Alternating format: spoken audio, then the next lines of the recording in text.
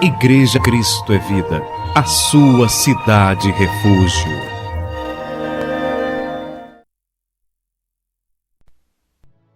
Do teu povo, do teu escolhido, daquele que com laços de amor o Senhor atraiu, o Senhor aproximou dos teus átrios para que assista no teu santo templo.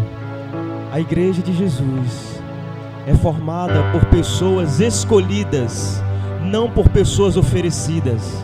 A Igreja de Jesus é composta por santos, é composta por pessoas que foram lavadas, que lavaram as suas vestes no sangue carmesim, no sangue do Cordeiro.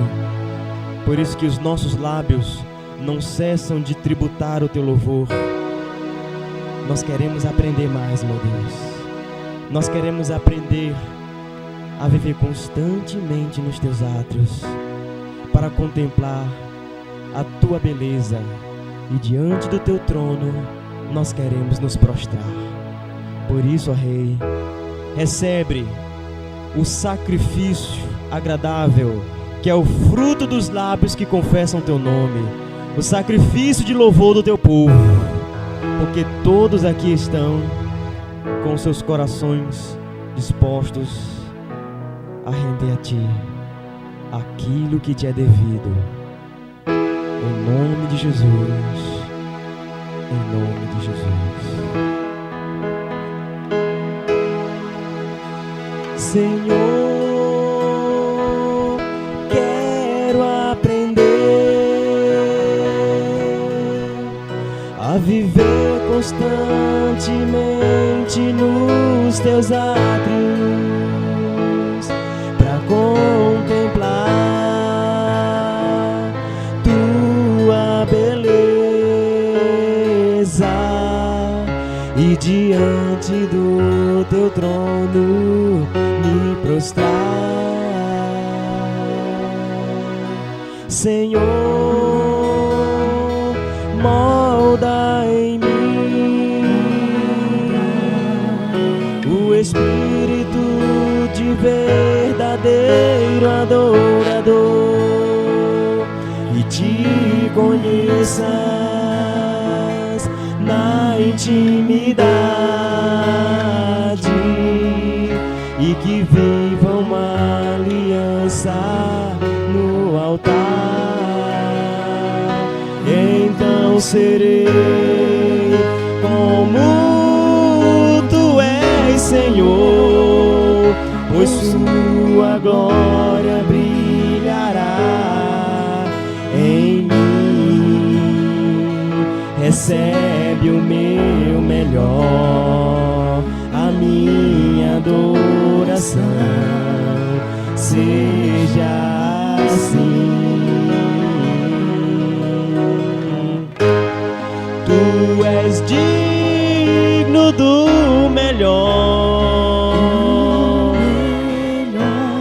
teus tesouros em meu coração. Por isso eu quero permanecer nos teus átrios, Senhor. Eu quero aprender de ti, Senhor. Senhor, quero aprender a viver, ó Pai, quero aprender constantemente nos teus átrios, a viver constantemente nos teus átrios, e te contemplar, ó Pai, para contemplar ver tua face, a tua beleza, tua beleza, e diante do teu trono me prostrar. Ó Senhor, molda em mim, Senhor, molda em mim o espírito de verdadeiro adorador, e te conheças na intimidade, e que viva uma aliança no altar. Então serei como tu és, Senhor, glória brilhará em mim. Recebe o meu melhor, a minha adoração seja assim. Tu és digno do melhor, teus tesouros em meu coração, por isso eu quero permanecer nos teus átrios, Senhor. Ah, Senhor Jesus Cristo, nosso Deus e nosso Pai. E como é bom, meu Deus, estar aqui nesse santuário. Como é bom no início desta manhã de domingo. O domingo que é o dia do Senhor. O domingo que o Senhor determinou para que nós o dedicássemos por inteiro a Ti, para o louvor da Tua glória, para adorar o Teu nome, para sermos ensinados pelo Teu Espírito Santo. E como é bom começarmos esse dia adorando o Teu nome, louvando o Senhor, o Deus eterno, o Deus bendito, o Deus de Abraão, o Deus de Isaac, o Deus de Jacó. Porque o Senhor não é como os deuses que esse mundo tem apresentado.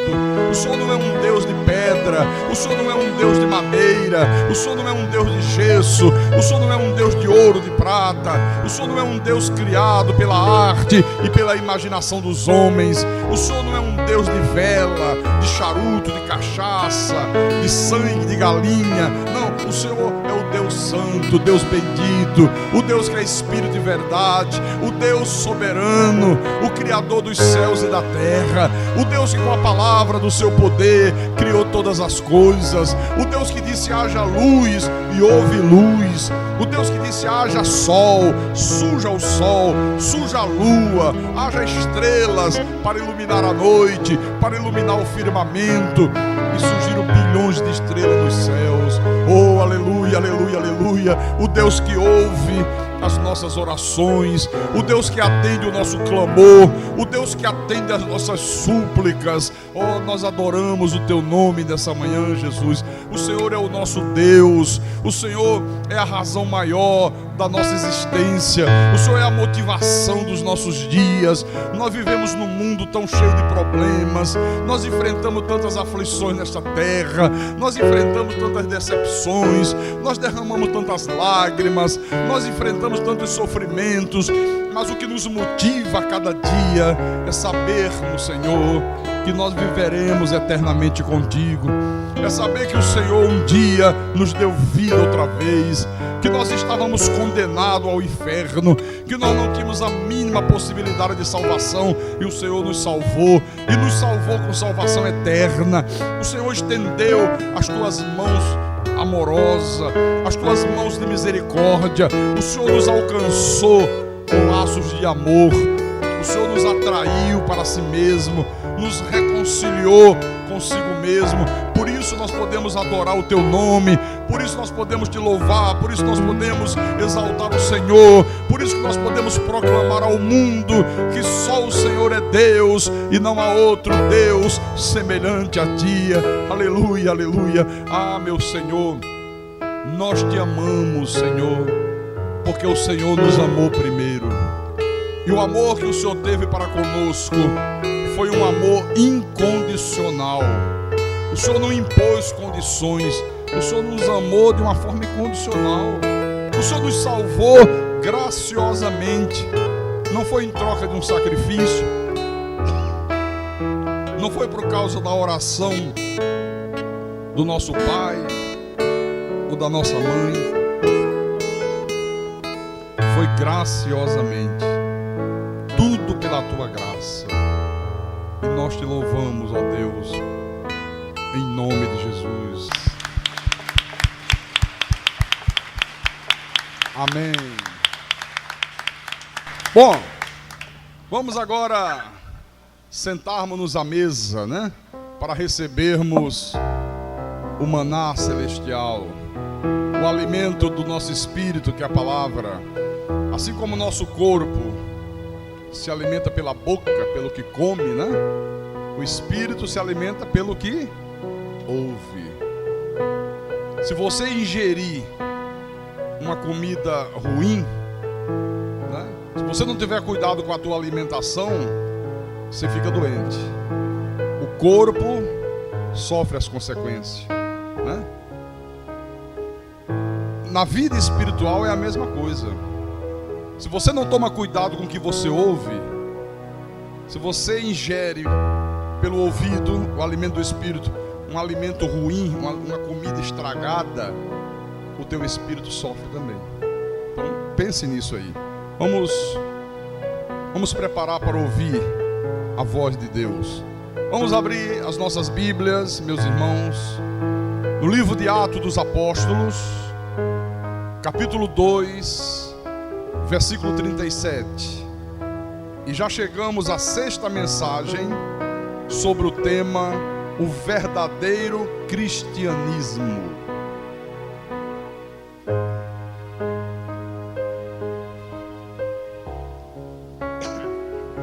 Todos acharam? Então diz assim: ouvindo eles estas coisas, compungiu-se-lhes o coração e perguntaram a Pedro e aos demais apóstolos: que faremos, irmãos? Quer dizer que aquela multidão que estava ali no dia de Pentecostes ouviram uma pregação de Pedro, o Espírito Santo lhes abriu o entendimento e agora eles se sentiam compungidos no coração e perguntaram a Pedro e aos demais apóstolos: que faremos? O que é que nós faremos agora? Vamos orar ao nosso Deus para que o Espírito Santo traga a revelação de Deus para a igreja nesta manhã, traga conhecimento profundo da verdade, para que nós possamos servir a Deus da maneira que Ele quer ser servido. Em nome de Jesus, oremos ao Senhor agora.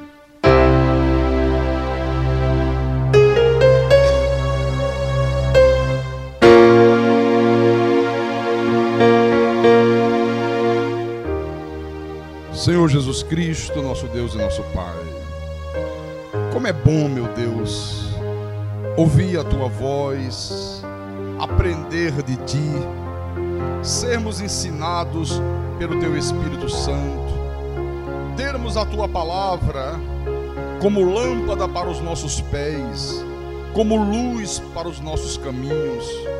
Porque quem não tem a lâmpada da palavra, quem não tem esta luz, acaba tropeçando em muitas pedras, acaba caindo em muitos precipícios que nós encontramos ao longo da nossa vida. Mas quando nós temos essa luz brilhando, iluminando os nossos caminhos, nós não tropeçamos em pedra alguma, nós não caímos em nenhum barranco, em nenhum precipício, nós podemos caminhar seguros. E por isso, urge que nós venhamos a conhecer cada vez mais a Tua verdade, a Tua palavra. Então fala ao Teu povo nesta manhã, fala à Tua igreja santa, fala aos Teus amados, aos Teus escolhidos, aos Teus pequeninos. Usa-me como instrumento da Tua vontade, dá-me a inspiração necessária e, mais do que isso, a capacidade, Senhor, de explanar esta palavra com verdade. E que tudo que seja proclamado aqui deste altar, que seja para o amadurecimento espiritual do Teu povo, e também para a Tua honra, e também para a Tua glória. Eu te peço, ó Deus, em nome de Jesus, e que todos que creem digam amém e amém. Diga graças a Deus. Então, meus irmãos amados e minhas irmãs em Cristo, este é o sexto culto que o pastor tem feito sobre esse tema, o verdadeiro cristianismo.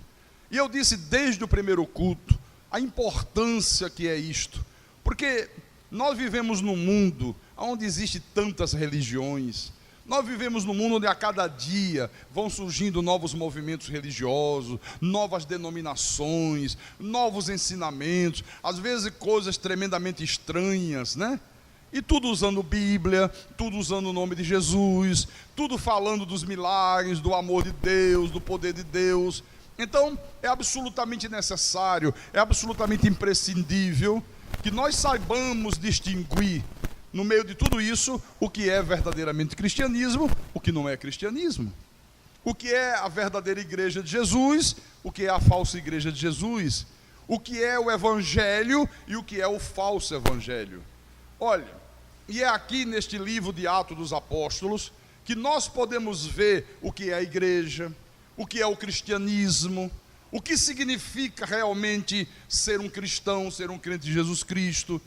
Então, nós já vimos nos cultos passados a maneira pelo qual uma pessoa se torna cristã. Você lembra que eu falei aqui? Ninguém pode se tornar um cristão simplesmente porque nasceu num país cristão. Ninguém pode se tornar cristão porque nasceu filho de pais cristão, ou apenas por viver uma vida moralmente boa. Não, a pessoa só pode se tornar cristã, ela só pode se tornar uma crente em Jesus Cristo quando o Espírito Santo lhe dá vida outra vez. Quando o Espírito Santo ilumina os seus olhos, faz com que ela conheça claramente a verdade. Você lembra que Jesus diz: conhecereis a verdade e a verdade vos libertará. Mas há uma pergunta que não quer calar.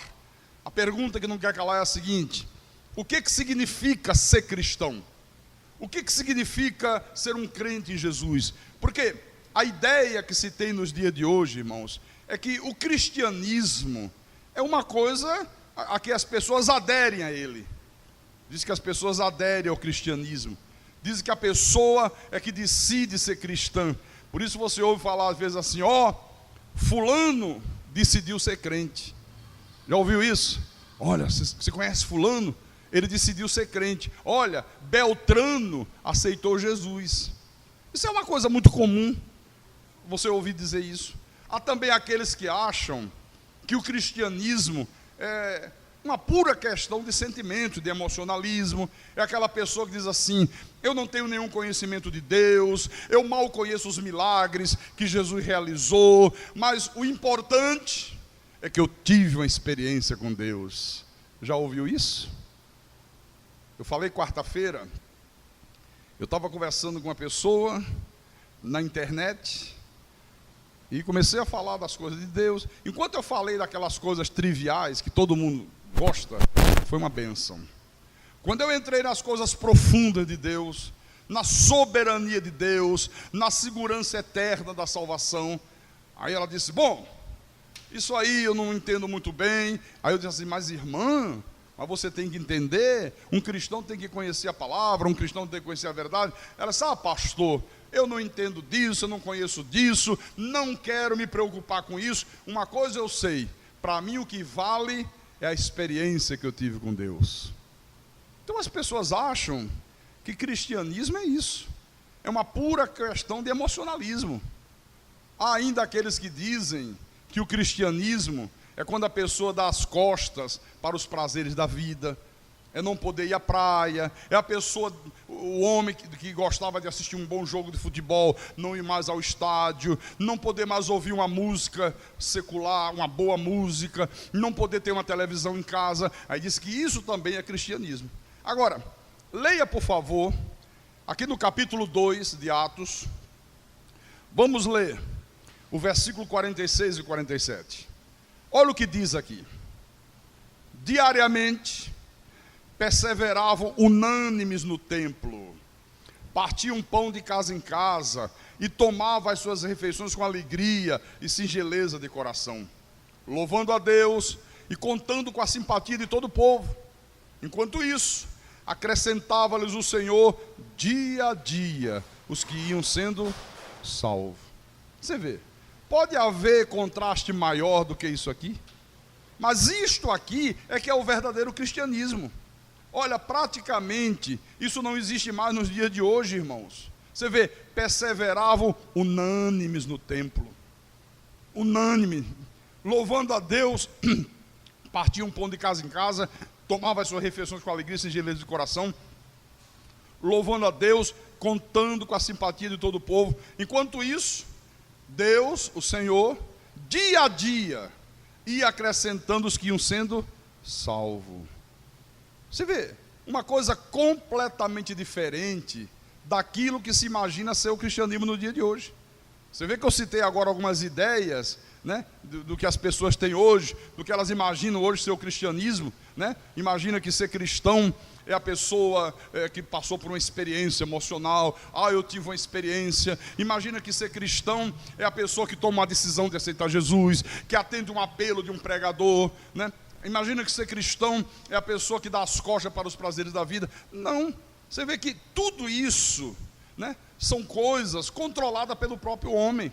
É a pessoa que decide ser religioso, é a pessoa que decide ter uma vida religiosa. Só que isso gera o quê? Uma religião morta, uma religião mecânica, aquela coisa nebulosa, aquela coisa cheia de medo. Você vê que a maioria dos religiosos, a maioria dos crentes vive uma vida de medo. Tem medo de perder a salvação. A coisa mais difícil é você encontrar um cristão que não tenha medo de perder a salvação. Tem medo de ter o nome riscado do livro da vida, tem medo do diabo, tem medo de ir para o inferno, tem medo de pastor, tem medo de tudo, absolutamente de tudo. Mas o verdadeiro cristianismo, irmão, não é religião de medo. O verdadeiro cristianismo, ele é cheio de vida, ele é cheio de alegria, ele é cheio de liberdade, ele é cheio de espontaneidade. Por quê? Porque é a ação de Deus, porque é obra do Espírito Santo.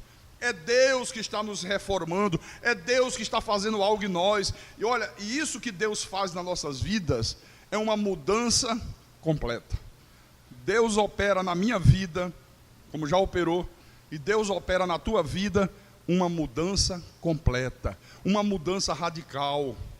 Então, nós vimos na quarta-feira à noite aqui, que essas 3.000 pessoas aqui, de Atos dos Apóstolos, depois que elas ouviram a pregação de Pedro, depois que o Espírito de Deus lhes abriu o entendimento, então elas perceberam o erro trágico que elas haviam cometido antes em relação ao Senhor Jesus. Porque foi esta mesma multidão que uma hora saudou Jesus, quando ele entrava em Jerusalém montado no jumentinho, e diziam: Hosana ao que vem em nome do Senhor, Hosana, Hosana, Hosana. Poucos dias depois, já mudaram de opinião. Já foram manipulados pelos líderes da religião judaica. Já escolheram Barrabás e já disseram: crucifica Jesus. Então, esta mesma multidão aqui, agora, uma vez que o Espírito Santo estava tocando em suas vidas, elas perceberam o terrível equívoco que elas cometeram em relação ao Senhor Jesus Cristo. Como hoje nós também percebemos o terrível equívoco que era a nossa vida no passado, quando nós vivíamos na idolatria. Muitos aqui viveram na macumbaria, no espiritismo, frequentando seitas. Como era equivocada a nossa vida, envolvidos com bebida, envolvidos com droga, com prostituição, com homossexualismo, com desonestidade. Então Deus operou o que em nossas vidas? Uma mudança completa. Mas foi Deus que fez isso na tua vida. Foi Deus que fez isso na minha vida. Sabe como é que Paulo descreveu toda essa transformação que Deus opera em nós? Abre em Colossenses capítulo 1, versículo 13. Colossenses 1, 13. Olha o que ele diz. Encontraram? Posso ler? Então lá vai.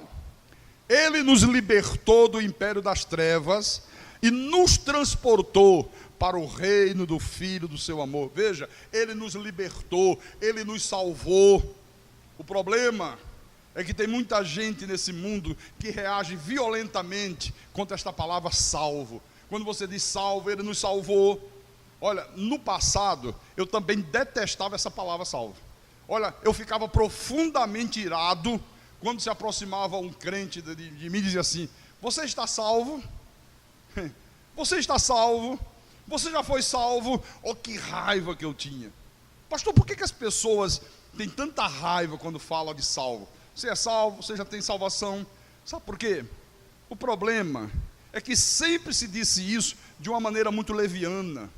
Às vezes as pessoas falam de salvação sem saber nem o que estão falando, sem nem compreender o que significa salvação. Agora hoje não, hoje eu sei que esta palavra salvo, olha, é uma palavra tremenda. Agora nós precisamos saber, nós precisamos compreender o que é que ela realmente significa. Isso é muito importante, porque há pessoas lá fora que dizem assim: olha, vocês crentes, com essa ideia aí de salvos, vocês querem ser perfeitos, vocês querem ser melhor do que todo mundo. Não é essa a ideia que eles têm lá fora? Já ouviu pessoas dizer assim: olha, eu detesto crente, porque crente vem logo com esse negócio, eu sou salvo, então ele quer ser melhor do que todo mundo, ele que se acha o perfeito. Só que isto não é verdade, não é verdade. O cristão não é perfeito. O cristão, ele foi salvo, ele está sendo salvo e ele vai ser salvo. Grave bem isto. Olha, muitos anos depois dessa pregação aqui de Pentecoste, vá lá em 1 de Pedro. Olha o que Pedro escreveu à igreja. Primeira epístola de Pedro, capítulo 1, versículo 7 em diante. Olha o que ele diz. 1 de Pedro, capítulo 1, versículo 7 em diante. Para que, uma vez confirmado o valor da vossa fé, muito mais preciosa do que o ouro perecível, mesmo apurado por fogo, redunde em louvor, glória e honra na revelação de Jesus Cristo, a quem, não havendo visto, amais, no qual, não vendo agora, mas crendo, exultais com alegria indizível e cheia de glória, obtendo o fim da vossa fé, a salvação da vossa alma. Então, como eu disse, o cristão é alguém que foi salvo. Esse primeiro processo da salvação, a Bíblia chama de quê? Justificação. É aquilo que Jesus fez por você, é aquilo que ele fez que nenhum de nós poderia fazer. Com sua morte na cruz, ele nos tornou justo aos olhos de Deus. Com um único sacrifício, ele nos aperfeiçoou para sempre. Mas isso não significa que você é perfeito. O teu espírito está perfeito. O teu espírito está aperfeiçoado para sempre. Mas enquanto você viver nesse corpo de carne, olha, você é uma pessoa imperfeita. Nós somos imperfeitos. Então, ele foi salvo, mas ele continua precisando ser salvo. Pastor, peraí, foi salvo, mas continua precisando ser salvo do quê? Salvo da sua natureza pecaminosa, salvo da concupiscência dos olhos, da concupiscência da carne, salvo daquela inclinação que todo ser humano tem para o mal, salvo dos seus desejos malignos. Então, ele está sendo salvo. E esse processo é aquilo que a Bíblia chama de santificação. É a santificação nas tuas atitudes, na tua maneira de falar, na tua maneira de agir, no teu procedimento. Pedro disse: sede santos em todo o vosso procedimento. Agora, no dia que o cristão deixa esse corpinho de carne aqui, aí ele é salvo completamente. Que é aquilo que a Bíblia chama de glorificação. É quando ele é glorificado. É quando nós seremos perfeitos. É quando nós recebemos um corpo glorificado. Sabe? Que vai ser a nossa condição na glória eterna com Deus. Diga graças a Deus por isso. Então veja, irmãos, o que nós observamos nessas pessoas aqui de Atos é que elas foram salvas, elas foram transportadas de um reino para o outro. Ele nos libertou do império das trevas. Estavam no império das trevas, foram libertas. Mas não libertou apenas, não, transportou para o reino do Filho do seu amor. Olha que mudança, olha que coisa extraordinária aqui. Então essa é a primeira coisa que a gente observa. Em segundo lugar, nós vemos claramente que o cristianismo, a vida cristã, era a prioridade número 1 para essas pessoas aqui. Diferente daqueles que se dizem cristãos hoje. Porque, observe, na maioria daqueles que se dizem crentes, na maioria daqueles que se dizem cristãos nos dias de hoje, observe as coisas que fazem essas pessoas vibrarem de entusiasmo, observe as coisas que são prioridade na vida deles, você vai ter uma surpresa. Se você observar isso, você vai ver que elas são exatamente as mesmas coisas de todas as outras pessoas lá fora do mundo. Aquilo que dá entusiasmo ao mundo lá fora é o mesmo que dá entusiasmo àquele que diz que é crente. Aquilo que dá motivação, aquilo que é prioridade para as pessoas lá do mundo, observe, também é a prioridade para aqueles que se dizem crentes hoje.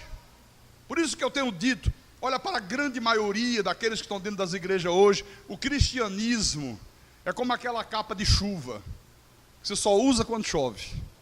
Então é aquela pessoa que passa a vida inteira lá fora, ela vive igualzinho a todo mundo, ela tem as mesmas prioridades, ela tem as mesmas motivações dos incrédulos. Aí quando ela vem à igreja, ela vem com a capa do mundo. Chega na porta da igreja, ela tira a capa do mundo e veste uma capa de cristão. Aí fica dentro da igreja. Enquanto está dentro da igreja é uma coisa. Acabou o culto, tira a capa de cristão, bota ali no cabide, veste outra vez a capa do mundo e vai embora. Então para muita gente cristianismo é isso. Agora, veja a mudança dessas pessoas aqui de Atos. Não foi uma mudança externa, foi uma coisa interna, foi uma coisa profunda que Deus operou na vida dessas pessoas, foi aquela coisa absolutamente radical. Eles agora haviam abraçado a verdade, eles agora estavam dispostos a correrem qualquer risco pela sua fé, agora eles estavam arriscando tudo. Naquela época, as autoridades políticas e religiosas, olha, nutriam um verdadeiro ódio pelos cristãos. Tinha ódio mesmo. Basta você ler a história de Paulo, né? Perseguia, matava, arrebentava. Olha, ser cristão naquela época era ser perseguido violentamente. Então eles sabiam disso aqui, mas não se preocuparam mais com isso. Eles sabiam que os seus parentes, os seus familiares iam ficar com raiva deles. Eles sabiam que os irmãos que frequentavam a sinagoga junto com eles iam odiá-los. Mas eles disseram, não quero nem saber, eu agora abraço a verdade em nome de Jesus Cristo. Isto é cristianismo. Isto é cristianismo. Olha, volte lá em Atos, por favor. Atos capítulo 2. Vamos voltar. Atos capítulo 2, versículo 42. Acharam? E perseveravam na doutrina dos apóstolos e na comunhão, no partir do pão e nas orações. Olha só, presta atenção nisso, viu, irmãos? Perseveravam em quê? Na doutrina dos apóstolos, nos ensinos dos apóstolos. Então, ser cristão não é perseverar na doutrina dos homens, ou na doutrina da igreja A, da igreja B, da igreja C, nem de falsos pastores, nem de falsos apóstolos. Porque hoje diz assim, qual é a doutrina da tua igreja? Aí um diz assim, não, a doutrina da minha igreja é assim, assim, assado. E da tua? Ah, a minha é diferente. E a sua? Ah, a minha é completamente diferente. Sabe, como se cada igreja pudesse ter uma doutrina. Não, a igreja de Jesus tem uma só doutrina. Paulo disse, a sã doutrina. Então eles perseveravam na doutrina dos apóstolos. Leia de novo o versículo 46. Diariamente. Quer dizer que era uma coisa diária. Todos os dias. Perseveravam unânimes no templo. Todos estavam juntos no templo. Todos os dias. Era uma coisa diária. Havia uma unanimidade. Não era aquela coisa que veio a metade para a igreja, a outra metade não veio, sabe, aquela esculhambação, como você vê nos dias de hoje. Diariamente perseveravam unânimes no templo. Depois, no início do versículo 47, diz, louvando a Deus e contando com a simpatia de todo o povo. Então, esse é o padrão, viu? Todos os dias estavam no templo. Hoje, a igreja faz culto quarta-feira à noite, domingo de manhã, domingo à noite, olha que coisa. E mesmo assim, poucos se fazem presente.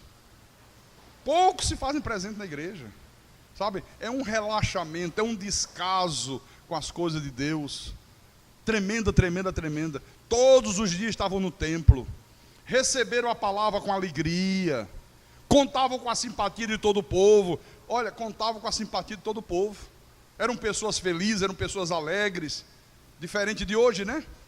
Hoje, quando a pessoa se torna crente, ela começa a contar com a antipatia de todo mundo. Por que começa a contar com a antipatia de todo mundo? Porque criou-se uma ideia, meus irmãos, de que o cristianismo torna as pessoas tristes, torna as pessoas infelizes, carrancudas. Você vê um homem crente, que é crente, bom dia, paz do Senhor, irmão, paz do Senhor.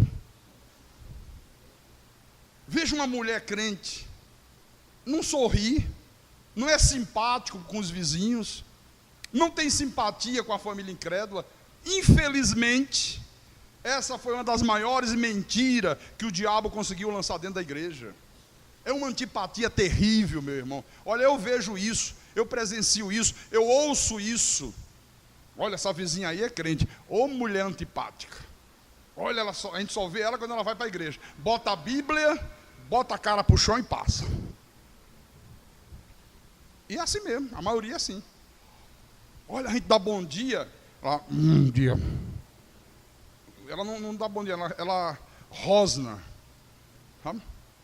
Diferente disso aqui, né? Contavam com a simpatia de todo o povo. Por isso que a sociedade lá fora imagina que a pessoa ser cristã, ela vai ser infeliz, ela vai se tornar uma pessoa triste, ela não vai mais poder se cuidar, ela não vai mais poder ir a uma praia, ela não vai mais poder ter uma televisão em casa, porque é essa ideia que tem se passado para a sociedade, ou não é? É ou não é? Há uns 2 anos atrás, eu estive em João Pessoa, capital da Paraíba, e na casa dos meus parentes, né? E eu tenho um primo, da mesma faixa de idade, né? Nós fomos criados juntos, tivemos a mesma infância, a mesma adolescência, e ele era uma pessoa super simpática, super brincalhão, sabe aquela pessoa que cativa todo mundo, que todo mundo gosta de conviver com ele. Aí eu cheguei na casa do meu tio, aí as minhas primas e a minha tia disse assim, eu falei assim, cadê o Edmilson? Você não sabe. Coitado do Edmilson. Eu digo, o que houve com ele? Alguma coisa grave, alguma doença, algum problema grave? Pior do que doença. Eu digo, Deus do céu, pior do que doença? Conta logo, pelo amor. O que houve com o Edmilson? Se tornou crente. Eu digo, isso é motivo de tristeza. Você precisa ver. Olha, não é mais aquele rapaz que sorria, não dá mais um sorriso, é sério, sabe? Pegou a televisão, quebrou, jogou fora, isso que é do diabo. As filhas não podem ter boneca em casa, porque diz que é idolatria. Não conversa mais com o vizinho, não dá mais bom dia para ninguém, só anda de paletó e gravata às 24 horas do dia. Pode estar o sol, um calor de 60 graus, está de paletó, e você vê, mal aparece aqui, porque diz que não pode ter comunhão da luz com as trevas. Você está vendo? É por isso que lá fora, os incrédulos dizem assim, rapaz, larga essa coisa de igreja, isso não dá futuro para ninguém, vem para cá viver a vida aqui no mundo, aqui o mundo vai te dar vida, aqui você vai ter felicidade. Só que isso é uma piada, e uma piada de muito mau gosto. Felicidade nesse mundo, irmãos, isso é uma piada, não há a mínima condição. Onde está a felicidade que esse mundo dá? Onde está a vida que esse mundo pode dar a alguém? Porque quando eu vejo aí fora as pessoas se divorciando, quando eu vejo aí os maridos traindo as esposas traindo os maridos, eu não vejo felicidade nisso, você vê? Eu não vejo felicidade nisso. Eu não vejo felicidade quando eu constato o alto consumo de bebida alcoólica pela sociedade, o alto consumo de drogas, de cigarro. Eu não consigo ver felicidade nisso. Eu não consigo ver felicidade na desonestidade, na violência, no homossexualismo, no lesbianismo, na prostituição, na AIDS. Você consegue ver felicidade nisso? Porque é isso que o mundo oferece. É isso que o mundo dá.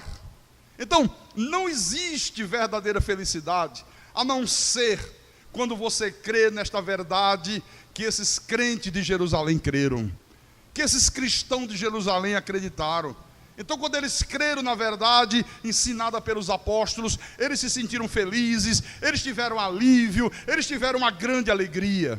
Porque quando o Espírito de Deus habita na vida de um eleito de Deus, o Espírito Santo gera amor, ele gera alegria, ele gera felicidade, justamente as coisas que o mundo lá fora anseia. O mundo anseia por isso, por alegria, por amor, por felicidade.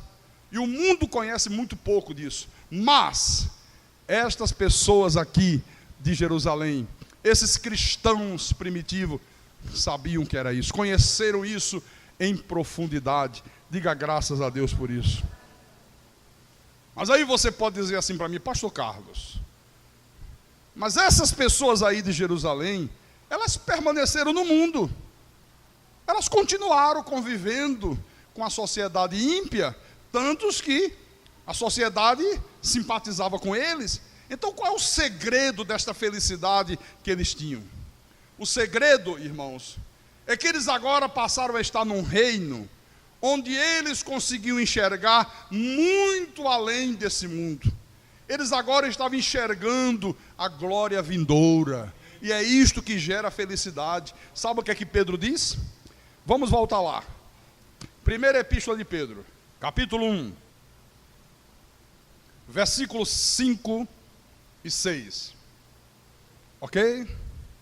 Então acompanhe. Pedro diz assim: que nós somos guardados pelo poder de Deus, mediante a fé, para a salvação preparada para revelar-se no último tempo. Nisso exultais, embora no presente, por breve tempo, se necessário, sejais contristados por várias provações. Ele diz: olha, mesmo que no presente tempo você passa por um momento de tristeza, você enfrenta provações, você enfrenta aflições, no entanto, vocês vivem uma vida de exultação. Vocês têm que exultar, porque vocês sabem que há uma salvação preparada para se revelar de uma forma completa quando Jesus voltar. Amém? Aí não haverá mais sofrimento, não haverá mais aflições, não haverá mais tristeza alguma. Paulo também disse algo tremendo na segunda epístola que Paulo escreve à igreja dos Coríntios, no capítulo 5, versículo 4,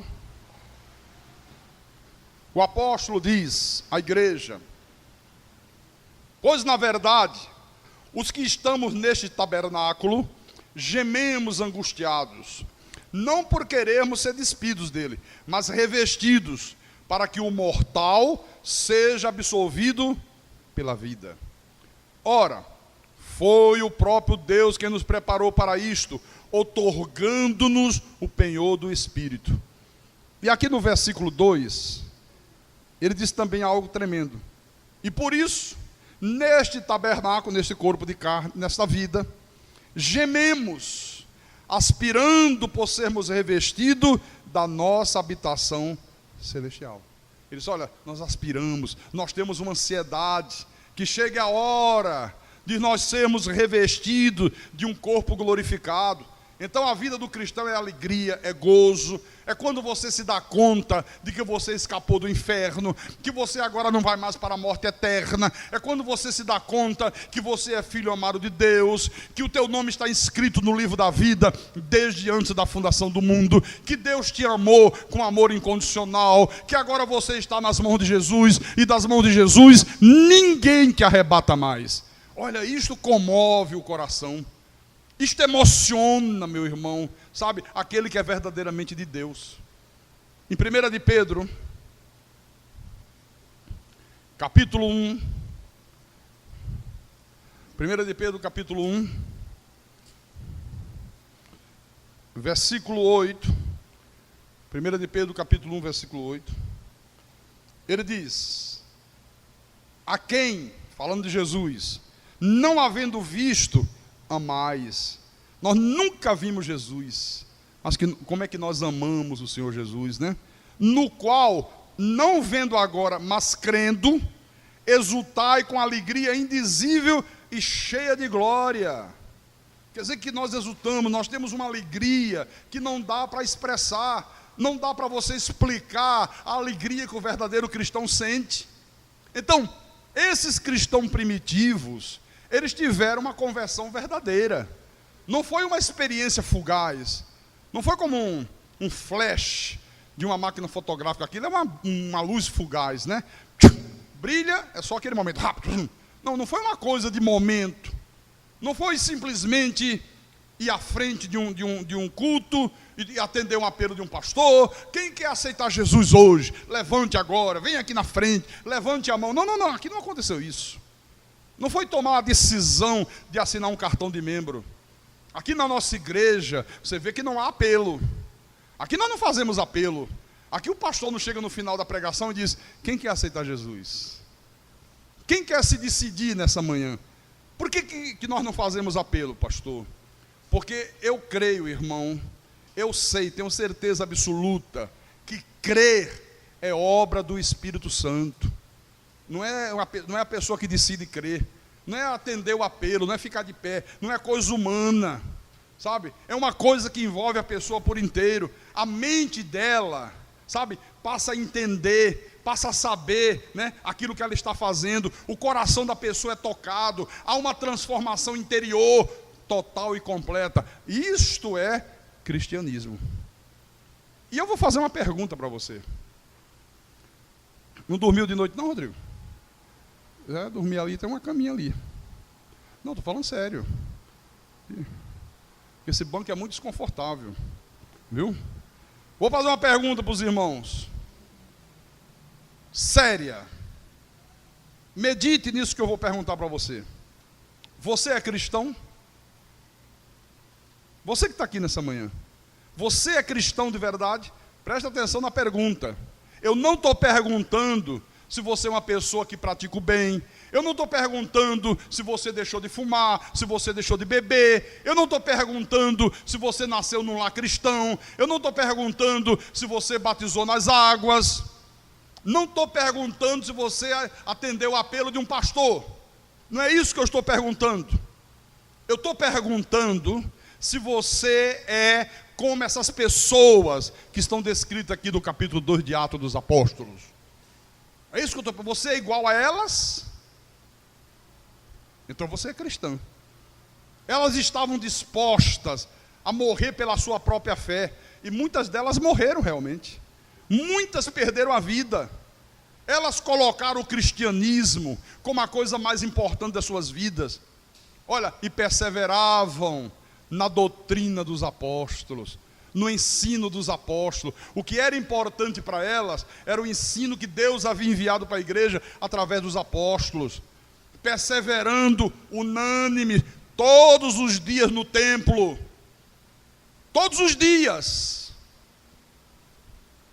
Será que todos vocês tiveram quarta-feira aqui? Ah, pastor, nem sabia que o senhor estava aqui. Ah, você só vem quando eu estou, é? São Carlos, mandar fazer uma estátua, botar ali, viu? Igual do Padre Cícero.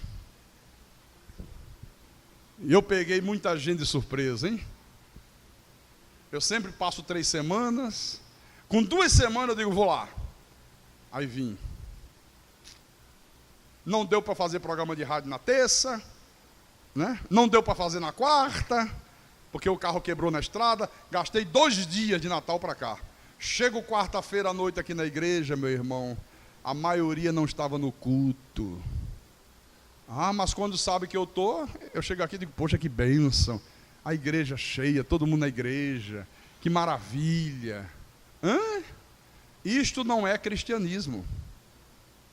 Olha, isso não é cristianismo, meu irmão. Não é mesmo. Viu?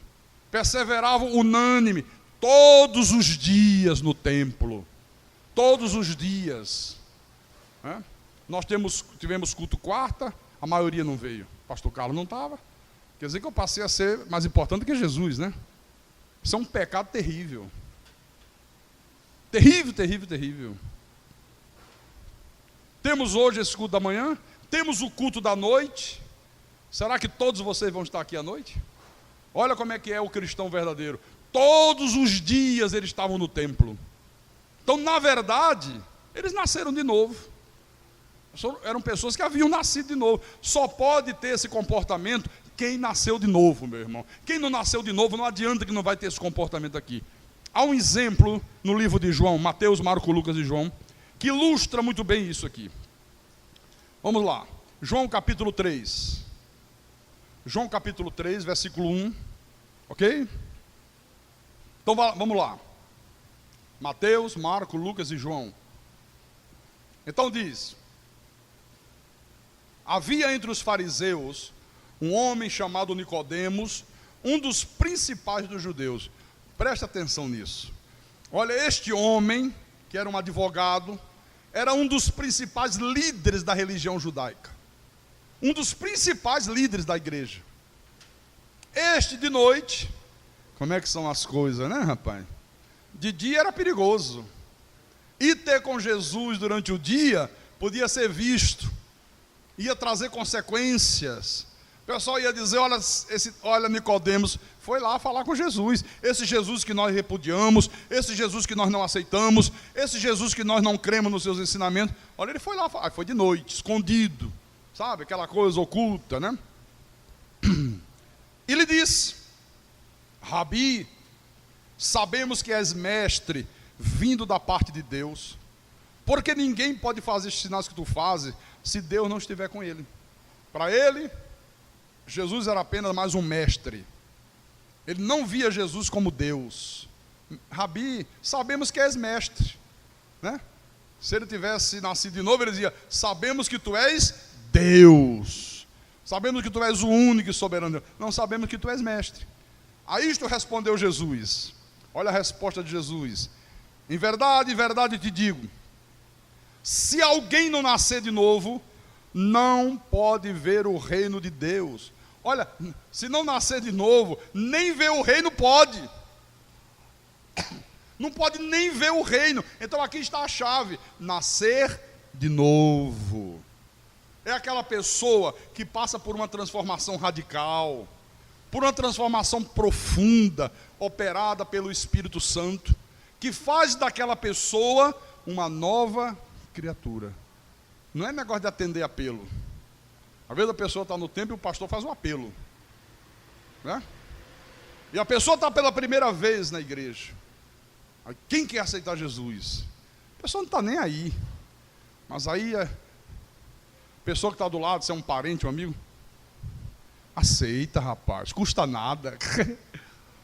Não é assim? O que custa? Vai lá, aceita Jesus, rapaz, né? Se não funciona, aí o pastor faz um terrorismozinho, né? Para ver se o sujeito vem.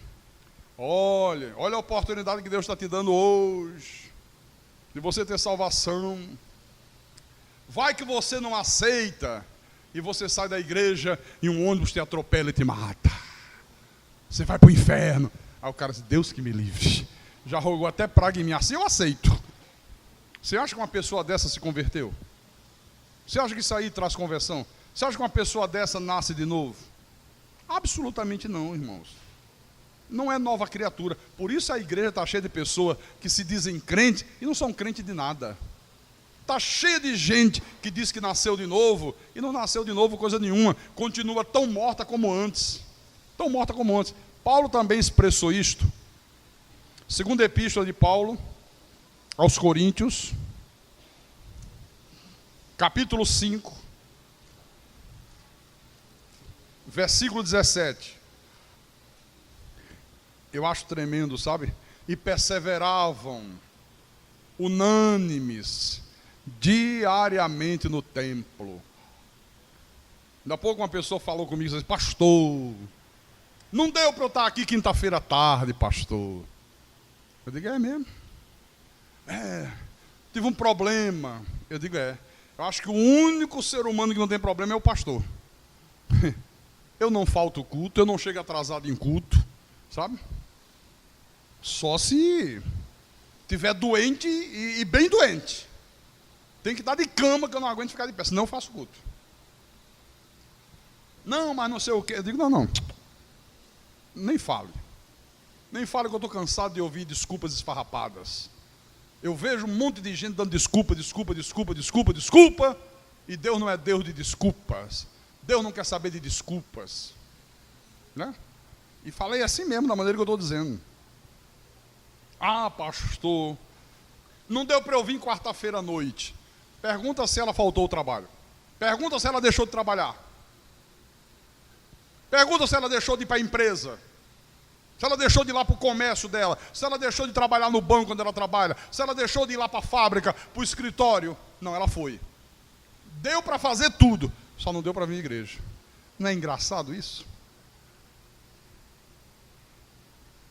Como é que acontecia com essas pessoas aqui? Perseveravam unânimes, todas, diariamente no templo.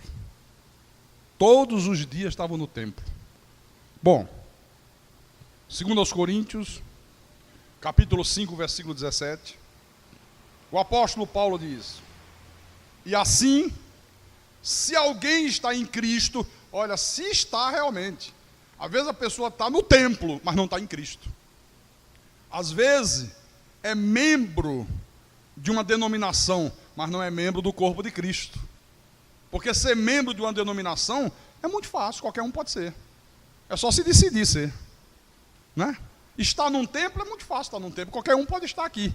As portas estão abertas. Agora, estar em Cristo é outra história. Aí ele diz, se alguém está em Cristo, é o quê? Nova criatura. As coisas antigas já passaram, eis que se fizeram novas. A pessoa é uma nova criatura. Isto é que é cristianismo. Qualquer outra coisa, meus irmãos, que fuja disto aqui, olha, é mera religião dos homens, não tem nada a ver com Deus, não é cristianismo. Então, esta ação sobrenatural de Deus leva as pessoas a se separarem do mundo e serem acrescentadas à igreja. Você está compreendendo?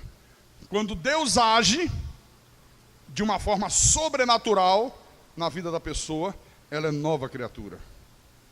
Faz com que a pessoa se separe do mundo e seja acrescentada à igreja.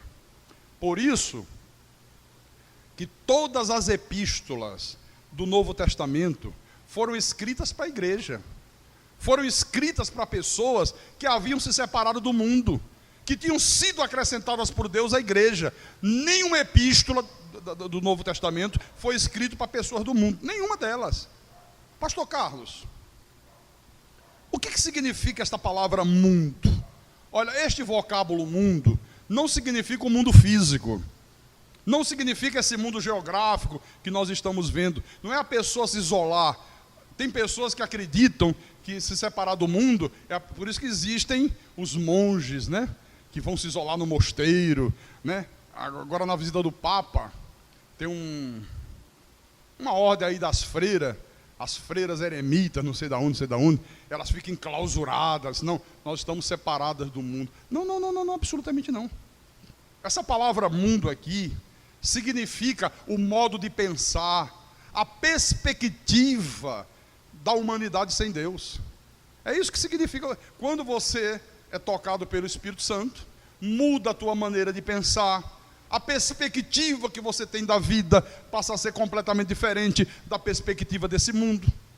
Um dia, Jesus teve um encontro com Saulo de Tarso no caminho de Damasco. Jesus lhe deu vida outra vez e Jesus comissionou Paulo para uma grande missão.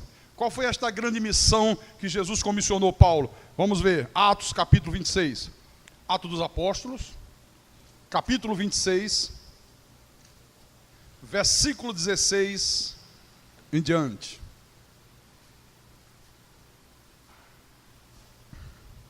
Olha o que Jesus falou para ele. Mas levanta-te e firma-te sobre os teus pés, porque por isso te apareci, para te constituir ministro e testemunha, tanto das coisas em que me viste, como daquelas pelas quais te aparecerei ainda, livrando-te do povo e dos gentios para os quais eu te envio, para lhes abrires os olhos e os converteres das trevas para a luz e da potestade de Satanás para Deus, a fim de que recebam ele remissão de pecados e herança entre os que são santificados pela fé em mim. Essa era a missão de Paulo. Ele iria separar os gentios, iria chamá-los das trevas para a luz, do domínio do mundo para o domínio do reino de Deus. E isso, meu irmão, Olha, está repetido em toda parte aqui no Novo Testamento. Veja em 2 Coríntios. 2 Coríntios, capítulo 6, versículo 14. Olha que coisa tremenda isso aqui. 2 Coríntios, capítulo 6, versículo 14 e 15. Agora Paulo diz à igreja: não vos ponhais em julgo desigual com os incrédulos, porquanto que sociedade pode haver entre a justiça e a iniquidade? Que comunhão pode haver da luz com as trevas? Que harmonia entre Cristo e o maligno? Ou que união do crente com o incrédulo? Então Paulo estava perguntando a eles: olha, qual é a comunhão que tem luz com trevas? Nenhuma. Porque a pessoa que é luz, ela tem pensamentos diferentes, ela tem gosto diferente, ela tem visão diferente, ela tem assuntos diferentes. Uma pessoa que é treva, ela só pensa em dinheiro, só pensa em bebida, ela só pensa em sexo, ela só pensa no seu sucesso pessoal. Por exemplo, quando se junta um grupo de pessoas incrédulas, pessoas que não são convertidas, pessoas que não nasceram de novo, quais são os assuntos que elas mais gostam de conversar? Vou dar um assunto do momento, todo mundo aí fora conversa: Big Brother. Junta um bando de gente incrédula, porque é o Big Brother, porque você vê o alemão e a caranguejo, né? Como é que chama? A mulher, que negócio do Big Brother. Olha como tem gente que assiste. Estou brincando, irmã Salete. Eu também sei que é Siri, porque a gente lê jornal, né? A gente está no rádio e só se fala disso. Então, quando se juntam os incrédulos, é só para falar de Big Brother, porque o alemão, porque a Siri, né? Quando eles se juntam, meus irmãos, é para falar de novela, porque você viu a novela das 8, porque você viu fulano com cicrana, você viu o marido de fulano, pegou a mulher de cicrano, é para falar das noitadas, é para falar do forró, é para falar das boates, é para falar de fofoca. Não são esses os assuntos que predominam ou não são? Por isso, a pergunta de Paulo: que comunhão pode haver entre Cristo e o maligno? Qual é a união que tem de um crente com o incrédulo? Se a pessoa é realmente nascida de novo, ela não quer saber disso, meu irmão. Uma pessoa nascida de novo, ela não fica diante de uma televisão para ver Big Brother. Um monte de rapazes e moças que são escolhidos a dedo, tipo daqueles vale tudo. Olha, queremos mulheres e rapazes que topem tudo para poder fazer audiência. Gente da pior espécie, sabe? Como é que um cristão vai ficar diante de televisão vendo isso? Como é que uma pessoa nascida de novo fica assistindo novela? Aqui, ó. Que união do crente com o incrédulo? A não ser que a pessoa tenha apenas o nome de crente. Aí ela vai se sentir bem no meio dos incrédulos, ela vai conversar a mesma coisa. O incrédulo vê Big Brother, ela também vê. Aí tem assunto para conversar, os dois estão juntos. O incrédulo vê a novela das outras, ela também vê. O incrédulo vai para o forró, ela também escondidinho vai lá dar a dançadinha dela. Aí vai ter comunhão. O que é que ele fala aqui? Sai do meio deles, retirai-vos. Ele está dizendo, a vida de vocês agora é outra. Os assuntos são outros, os pensamentos são outros, os gostos são outros. Você está vendo?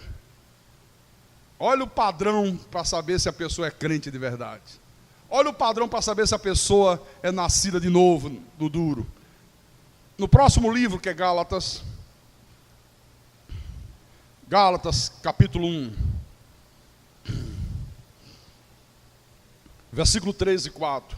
Paulo diz: graças a vós outros e paz, da parte de Deus nosso Pai e do nosso Senhor Jesus Cristo, o qual se entregou a si mesmo pelos nossos pecados, para nos desarraigar deste mundo perverso, segundo a vontade do nosso Deus e Pai. Olha, foi por isso que Jesus morreu na cruz, para poder nos separar, para poder nos libertar. Paulo disse, deste mundo perverso.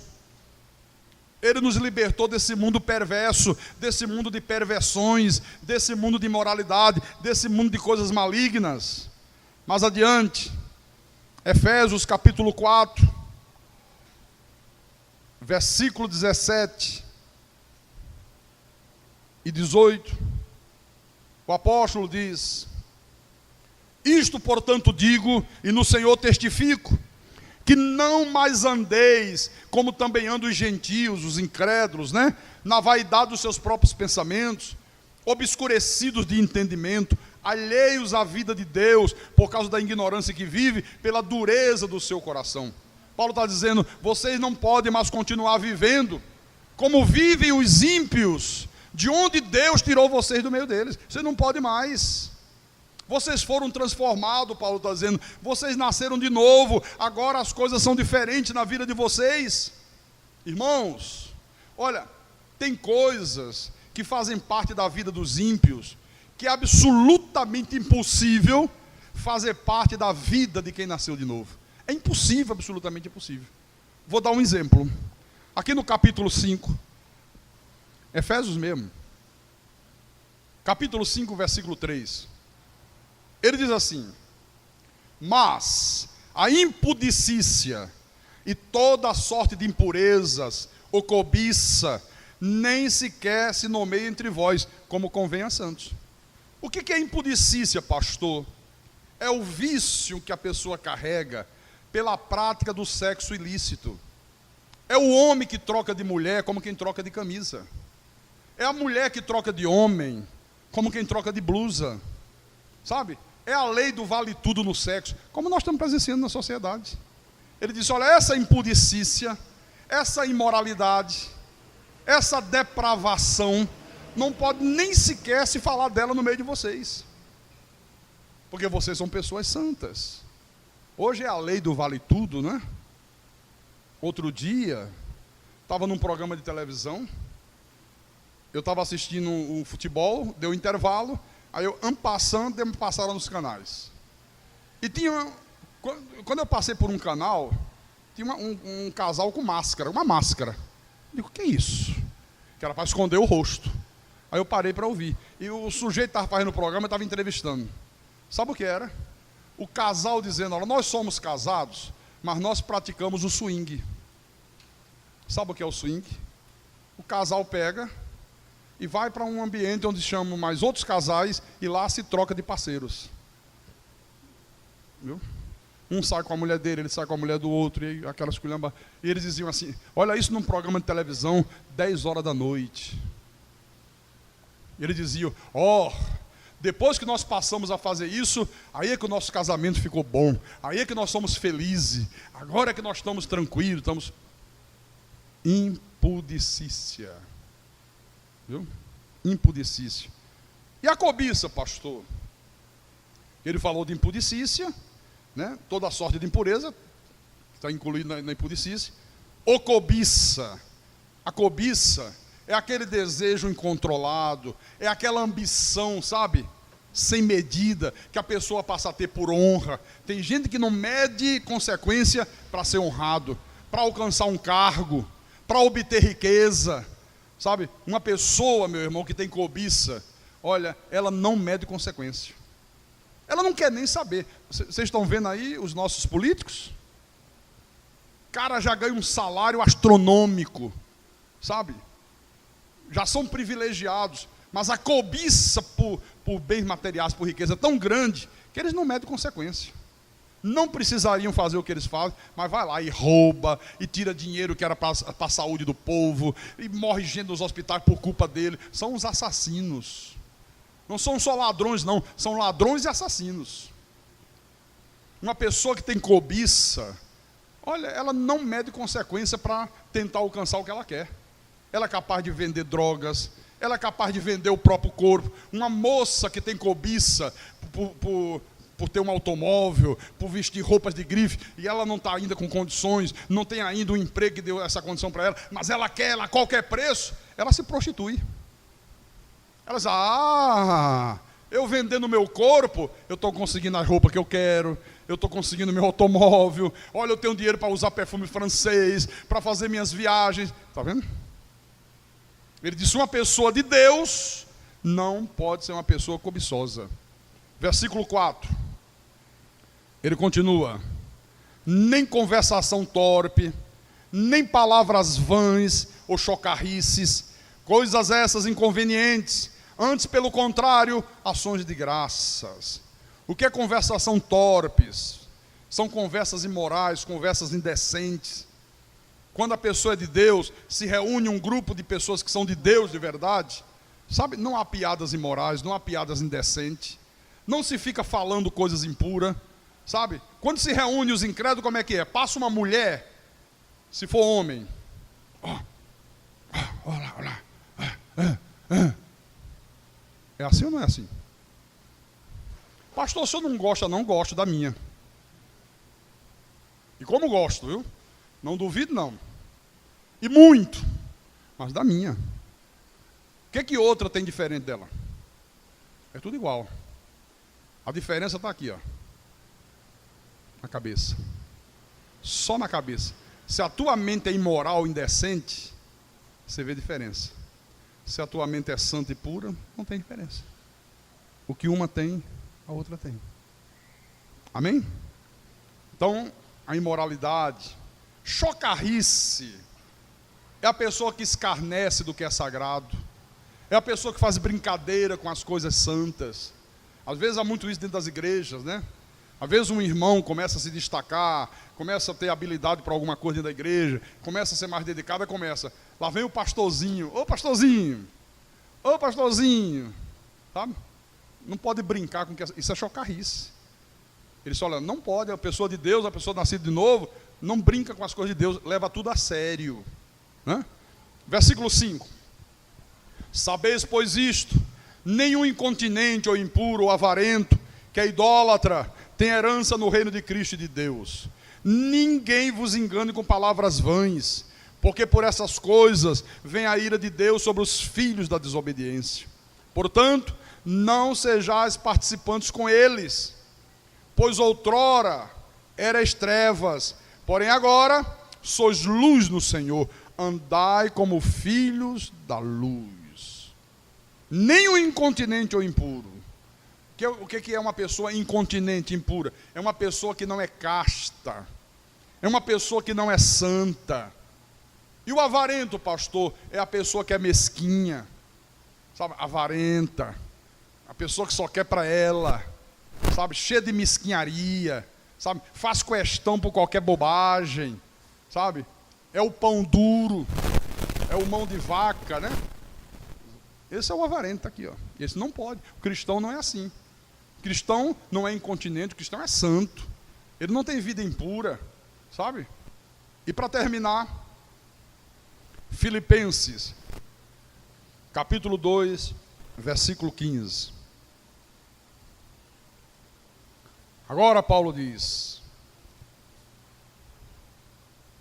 para que vos torneis irrepreensíveis e sinceros, filhos de Deus inculpáveis, no meio de uma geração pervertida e corrupta, na qual resplandeceis como luzeiros no mundo.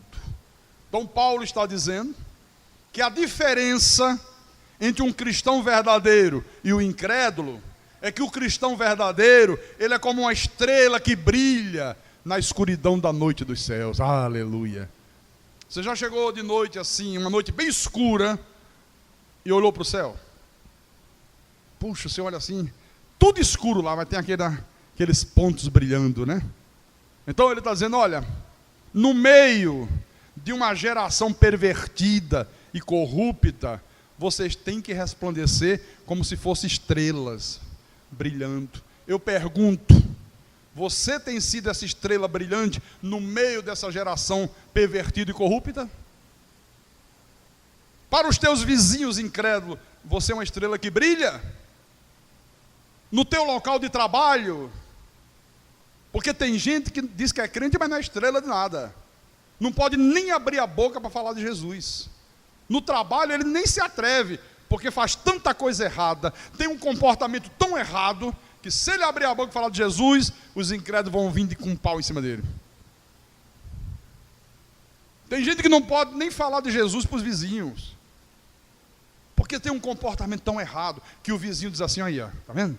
Diz que é crente, ó, olha lá, olha como é que ele trata a mulher, olha como é que ela trata o marido, Olha o palavrão, olha lá, olha o crente lá, olha o palavrão, largata, cachorro, papagaio, tudo saindo da boca do sujeito. Olha o comportamento dele. Olha lá, olha o crente, ó. Vai para a igreja, Bíblia debaixo do braço, todo santo. Olha lá, fechou as portas, vamos olhar pelas brechas. O que é que ele está assistindo em casa? Novela das 8. Igualzinho a gente, rapaz. São uns hipócritas, é isso que eles dizem. São tudo um bando de hipócritas. Eles gostam das mesmas porcarias que nós gostamos. Tá lá.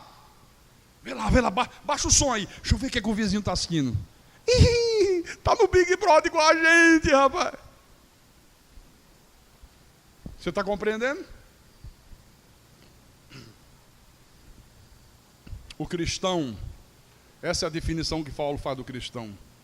É como uma estrela brilhando na escuridão da noite dos céus. No meio de uma geração corrupta, no meio de uma sociedade pervertida, você tem que brilhar. Sabe, o teu comportamento tem que ser íntegro. A tua maneira de pensar tem que ser diferente da maneira de pensar do mundo. A tua maneira de ver as coisas, a tua escala de valores, os teus gostos, não podem ser os mesmos gostos dos ímpios. Nesse tipo de coisa aqui. Não pode. Isso é que é se separar do mundo. Isso é que é se separar do mundo. E ser agregado à igreja. E se tornar uma nova criatura. E eu termino dizendo: quem tem ouvidos, ouça o que o Espírito Santo falou à igreja nesta manhã, em nome de Jesus Cristo e para a glória do Deus Todo-Poderoso. Louvado seja o nome de Jesus Cristo. A Ele toda a honra, toda a glória. Vamos ficar de pé, fique de pé agora. Feche os teus olhos. Vamos fazer uma reflexão sobre aquilo que nós ouvimos nesta manhã. Em nome do Senhor Jesus Cristo.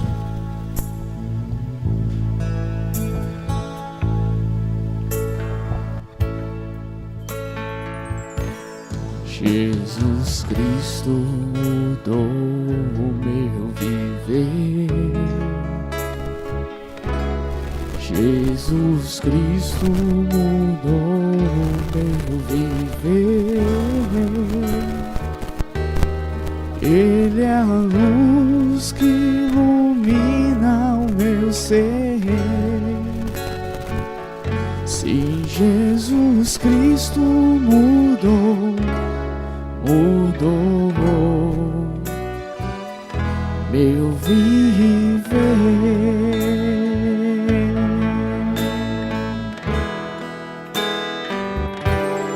Diferente hoje é o meu coração. Cante, diferente. Diferente hoje é o meu coração. Cristo deu-me paz e perdão.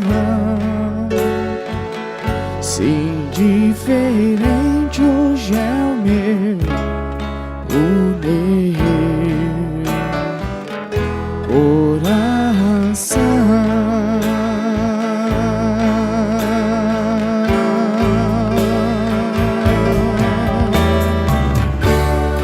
O amor só conheci em canções que falavam de ilusões, mas tudo agora é diferente. Isto fala a toda a gente, pois Ele deu-me o seu amor. Seu amor.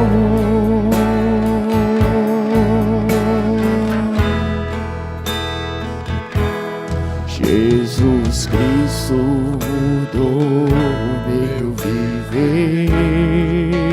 Ele que muda mesmo. Jesus Cristo não somos nós que mudamos a nós mesmos. Meu viver. É o Espírito Santo que faz isso. Ele é a luz que ser